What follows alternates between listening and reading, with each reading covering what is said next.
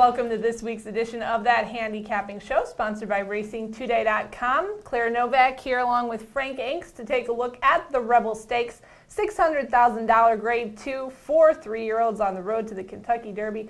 Presented by Yum Brands, they're going to go a mile and a 16th, and the overwhelming favorite in here, at least as far as his last performance is concerned, would have to be Tapiture. He's the winner of the Southwest Stakes by, four and a quarter lengths, the same margin with which he won the Kentucky Jockey Club last time out before the Southwest. Came back, made his season debut quite impressively at Oaklawn. Frank, what do you think about him?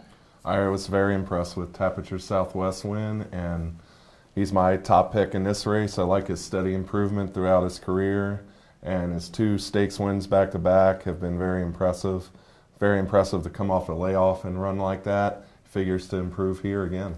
Alrighty, and I'm going to stick with Strong Mandate, who ran into some traffic trouble in the Southwest, had to come 5 wide closing. He for sure did not look impressive when Tapiture was running away. However, I think that race was better for him. Coming back, that was his first start of the season after a 4th in the Breeders' Cup Juvenile. This is the horse who won the Hopeful Stakes, and I think he has a lot of class and just needed to get a start under his belt.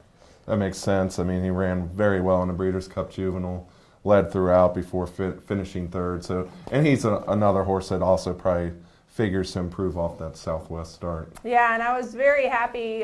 He seems to be tractable. He can come from behind. He can be closer up to the speed. I like his running style there. So I'm going to stick with him.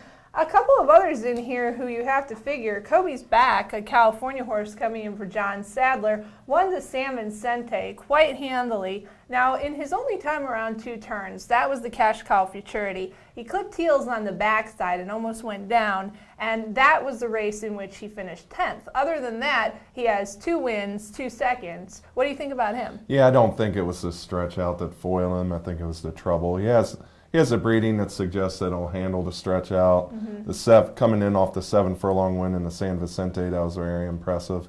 We'll have to see how he ships, but Kobe's Back definitely looks like a talented horse. I have him hitting the board in 2nd. Alrighty, and actually that's what I'm probably going to do. I'm going to put him 3rd. I'm going to put Tapiture 2nd. One other horse that I just want to throw a quick mention, actually 2. Ride on Curlin was 3rd in the Southwest. Not really sure class-wise. He's been a horse who's kind of finished 3rd in stakes races that he's run in, allowance winner, but got that allowance win going shorter at Oaklawn. So one who does come back from the Southwest, but I don't see him really figuring here.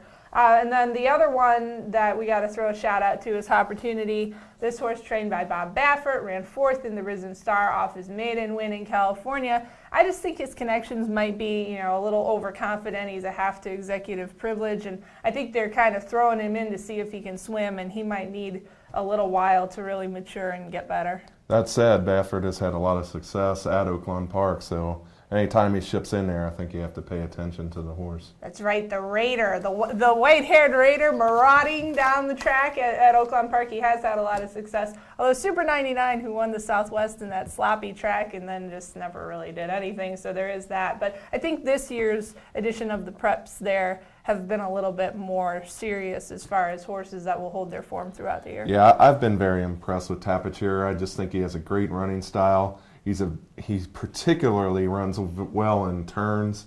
He's just a tremendous horse, and right now he's my Kentucky Derby pick, and I'm going to stick with him in this race as well. And Strong Mandate is my Kentucky Derby pick right now. So there we go. Our 2 Kentucky Derby picks going up against each other, and we'll see how it all sorts out on Saturday. As always, thanks to Briss for the PPs. Thanks to RacingToday.com, our sponsor.